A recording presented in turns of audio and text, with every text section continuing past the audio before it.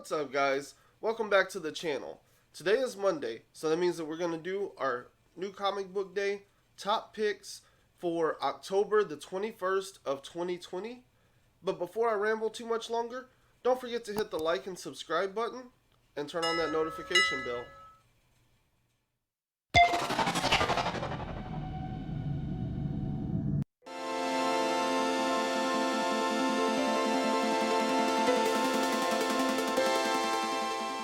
The first book I want to talk about this week is called Big Girls Number 3. This is an image book and it's done by Jason Howard. He does the writing and the art on it, and so far it's been a great story. I really enjoyed the first two, and this is kind of a play on like your monster kaiju cerebral type animes, but with an American spin on it. And so far I found it really interesting because while they present the characters pretty easily and very simply, they've also started to dig into the psyche of the world that they live in. And so that's made this story really interesting, and I'm excited to find out where it goes from here. In the last issue, we saw Ember get saved by Apex, and basically at the end of the first issue, Ember was in a tight situation. She was under attack from three of the big boys. And so, Apex shows up, and they're able to save Ember and bring everybody out of this.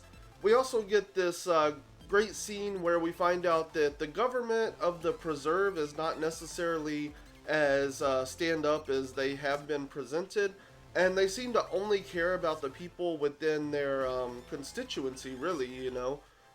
They've created the preserve, and they believe that everybody in the preserve is worth saving. Anybody that doesn't want to be a part of that system should just be ostracized and eliminated. So there's the interesting shadow government at play there. From there we see that Ember is very curious about the boys and the monsters they become, and is there any humanity left within them whenever they change? And Apex makes it very clear she doesn't care. Her only concern is the survival of the race, and so she doesn't care if there's any humanity. She doesn't care about anything beyond the military orders she's given. And so this is kind of starting to cause a rift between Ember and Apex, because Ember is very concerned about the things that they are doing, whereas Apex doesn't really seem to give it much thought. And so that bothers Ember. She doesn't sit well with this information. Toward the end of the second book, Gulliver took Alan out into the out beyond the preserve, and as they venture through the world, they meet a crazy homeless man, basically, and some things happen with that prove that Gulliver really is the cold-hearted killer that you expect her to be. But she also shows that there's humanity behind what she's doing, because we see one of the monsters outside. This little boy still must be inside this monster in some way, because he recognizes his mother, and she comes out to visit him and feeds him all the time. And so we learn that there is humanity left to these monsters, and maybe this is another step in evolution rather than a problem or something to be feared or shunned. And to me, that kind of represents accepting the unknown, and accepting the things that we do know as a way to see the potential in the future. So I really enjoyed number 2. I'm excited for number 3. Like I said, in the second one you get more of the government conspiracy and stuff. You get Gulliver's plan, and so now we kind of see where the major source of conflict is going to come from in this series. Dead Day number 4. This is from Aftershock. It's written by Ryan Parrott, and the art is done by Evgeny Bomyakov. And this has been a great series so far. I've really enjoyed it. I pick it up because, one, I kind of like what Aftershock is doing right now, but also because Ryan Parrott's done an incredible job, not only on Power Rangers, but he has worked on a couple of other series that I've really enjoyed his work on. I like him, and I like the work he puts out. And so whenever I saw his name pop up on an Aftershock book, I was like, of course I have to go in on this. This is a very different kind of take on the zombie apocalypse, I guess. Basically, in a world where the dead can come back for a day and wander the earth, some people might have some things they want to stay buried, and some people might have some people they want to see come back from the dead, family and loved ones, you know. So it creates this interesting dynamic where you have a lot of different people reacting in different ways to an event that has happened consecutively for the last couple of years, but they don't exactly know why it has started. In the third issue, we saw Jeremy and Melissa arrive at Billy's nice new mansion, and things don't exactly play out the way they were supposed to. The goal was to get in and kill Billy and get his revenge and get out.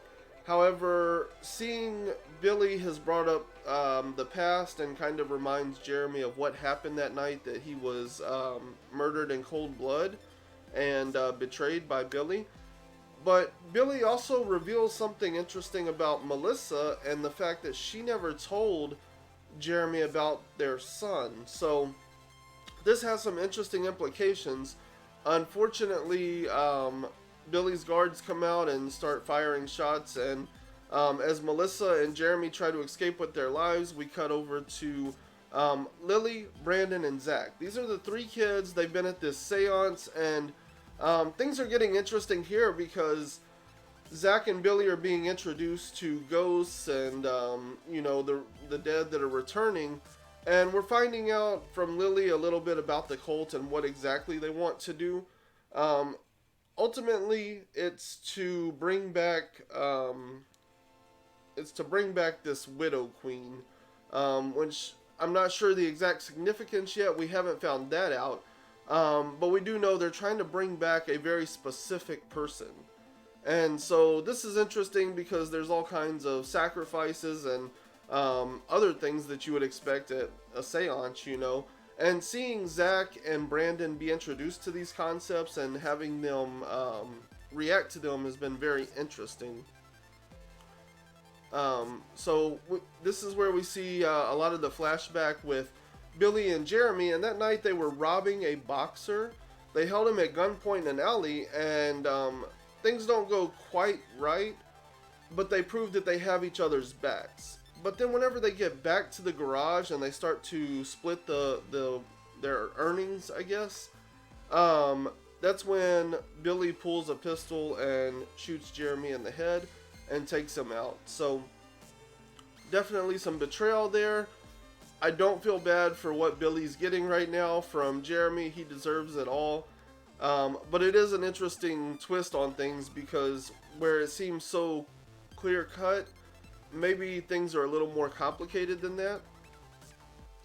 And so then we get the reveal of the Widowmaker, and the Widow Mother is she is revived, I guess. She shows up right here at the end.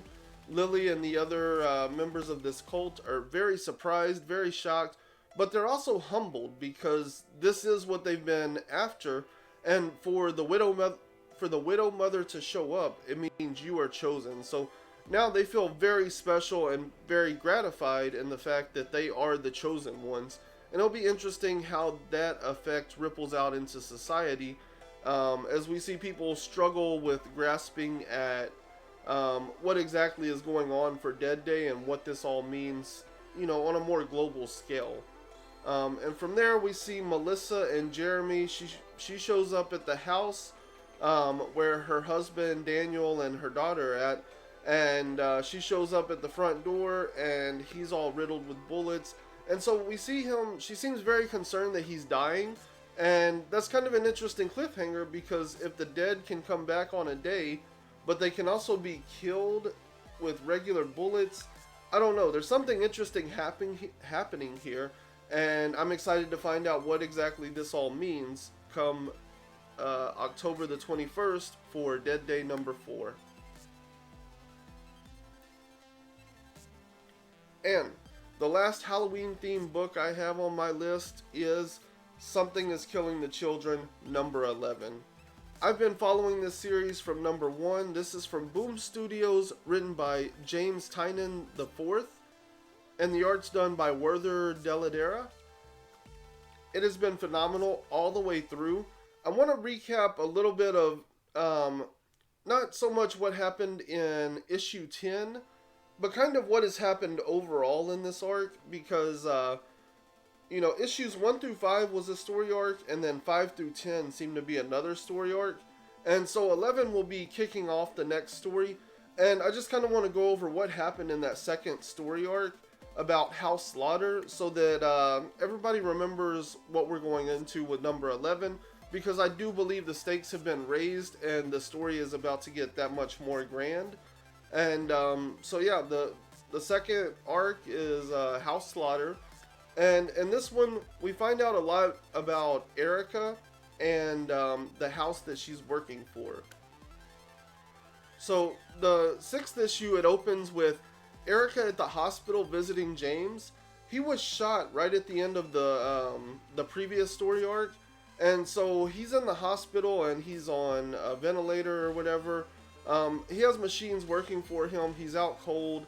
And so Erica visits him, and this is important because it is going to circle back around to that a little bit later in the series. At this point, you meet House Slaughter. You see this mansion. It looks like it's just outside of Chicago.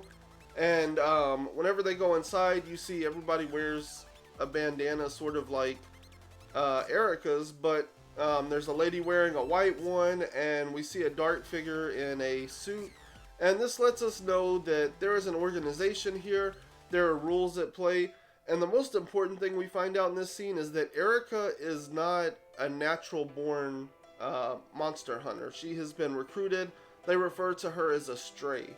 So that kind of sets up her character in this whole story arc as something more than just a pawn in the game.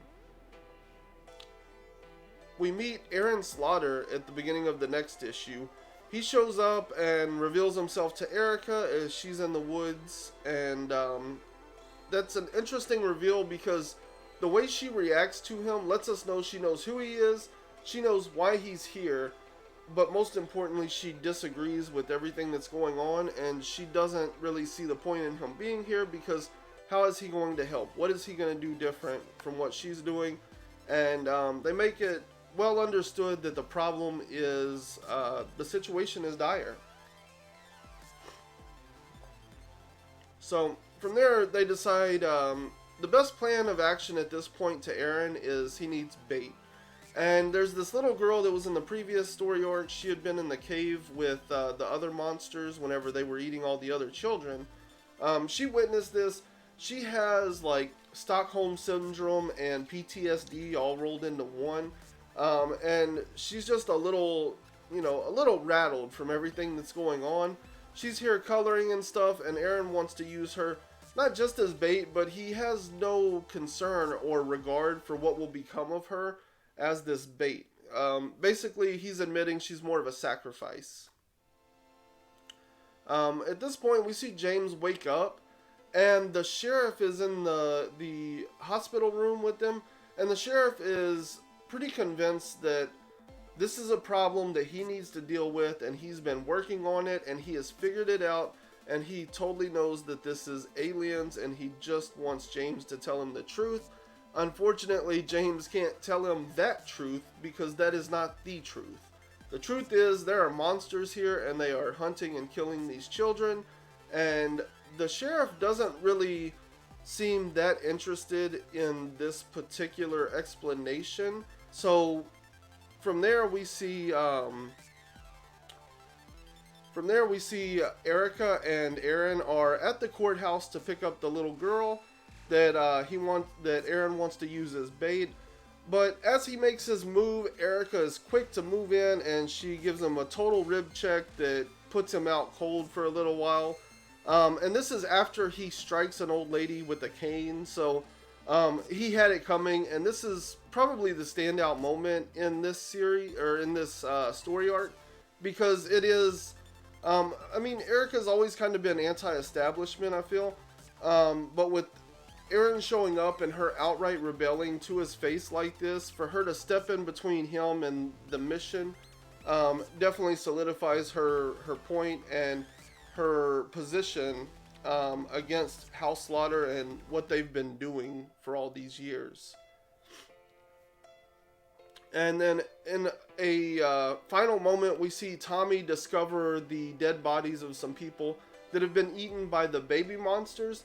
And this has been a big concern through these first 3 issues here, because they had kind of worked the population of these monsters down. But with 5 babies, all they need to do is eat a little bit to grow up into big, giant, full-grown monsters.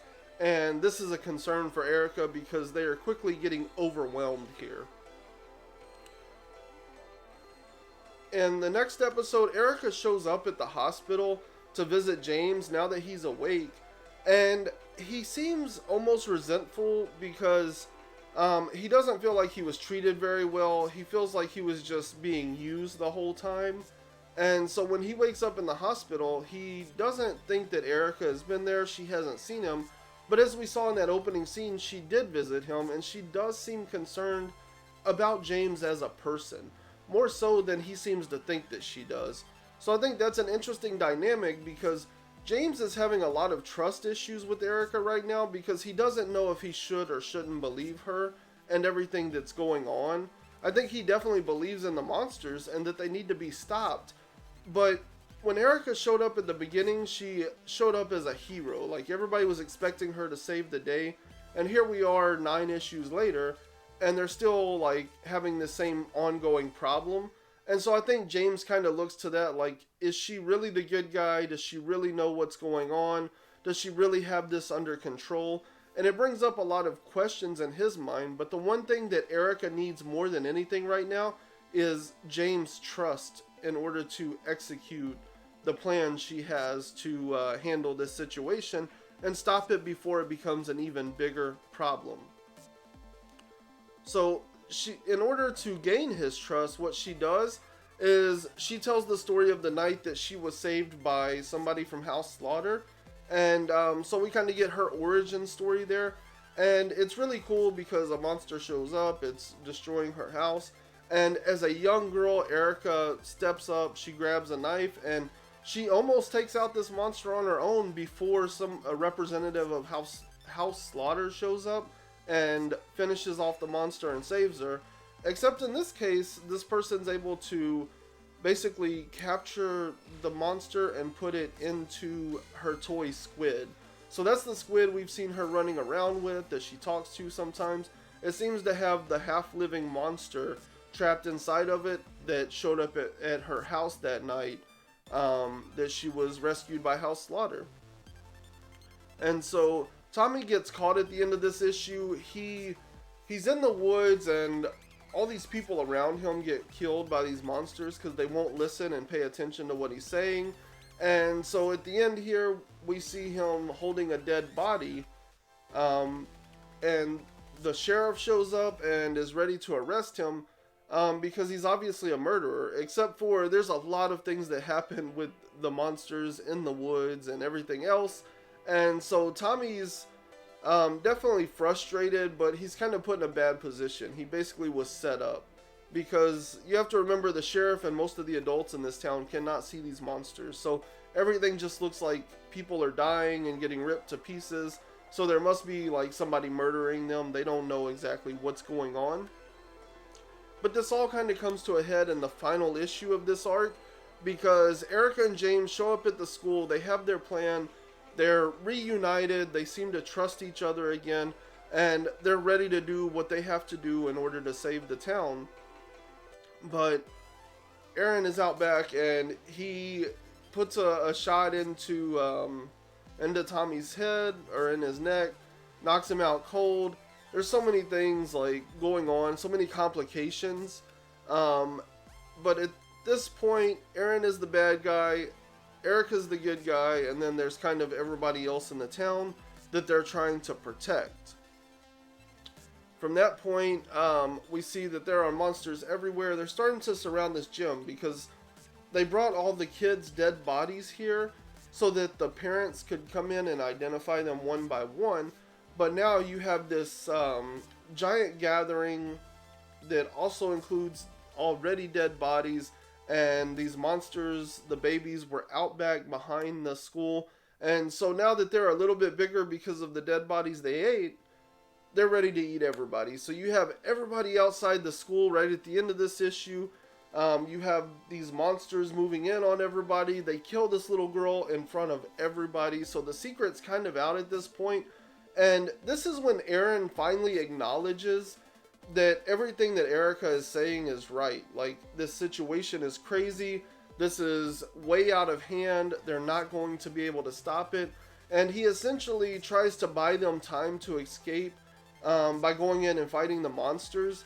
And they rip him to shreds almost immediately. And so this kind of elevates everything to me. I'm excited going into number 11 because it seems to me, one, you have the trust between Erica and James restored. So now our two main characters can continue to work together or get back to working together to solve the problem. But the way that Aaron went out right at the end of that last issue legitimizes everything that Erica's been telling us all through this story. She keeps saying this is worse than it looks. She keeps saying this is getting out of hand. She keeps saying that House Slaughter is not the good guys. And the way that Aaron revealed things at the end lets us know that she's right, and we should be trusting her, and we should be following her into the fight because she's the only one that's giving it to us straight. So I'm excited to see where this goes, because now that the whole town is infested with monsters and everybody kind of knows, or that they're there, or at least knows what's going on and has seen it firsthand, I think you're going to see a lot of people losing their minds. They're going to be going crazy trying to save themselves. The whole town's going to be in chaos, but now you have this growing horde of monsters. Because, just like so many other things, it's not just about one. One monster gives birth to 5 monsters, they give birth to 10 monsters, so on and so on, you know. And so that's kind of what I expect to see from here on out. Is there's probably going to be a lot of monsters, there's probably going to be a lot of monster fighting, plenty of death, plenty of gore, and of course we're going to get Erica Slaughter and James just trying to figure out what to do next, because this is about to get crazy. 3 great books coming out this week. Very excited for them. There's some giant monsters in there. We have some zombies in there, and we even have a horror book. Is there anything more Halloween or October inspired than that? I like to think not. So other books that are on my list for this week that I'm excited to pick up and read are Miles to Go number 2 from Aftershock. That's B. Clay Moore and Stephen Molnar. Batman 101 I'm going to be checking out. That's James Tynion IV and Guillaume March. Mighty Morphin Power Rangers number 55 from Boom Studios. That's Ryan Parrott and Moises Hidalgo. And then we also have Bitterroot Volume 2, Rage and Redemption. That is the second story arc collected in a trade from Image Comics. It's Bitterroot. That's Chuck Brown, David F. Walker, and Sanford Green. And then the final book that made my list is called Starship Down. This is a graphic novel from Dark Horse Comics. It's published by Justin Giampoli and Andrea Moody. And this is a graphic novel about somebody uncovering a UFO that's crash landed on Earth, or something to that effect. I don't have all the details, but the cover looked interesting. I like the title, and what little bit I read about the premise interests me. So I'll probably try to check that one out, because I'm always looking for something new and fun. But top of my list easily has to be Big Girls number 3, Dead Day number 4, and Something is Killing the Children number 11. So what were your top picks for this week? What are you excited to read this Wednesday when the new books drop? And let me know in the comments what you thought about anything going on in this video. Let me know what you think is coming out that you're excited for, and hit me up on social media. I'd be happy to talk to anybody about any of the new books or anything that's going on in any of the current books. So until next time, keep flipping pages.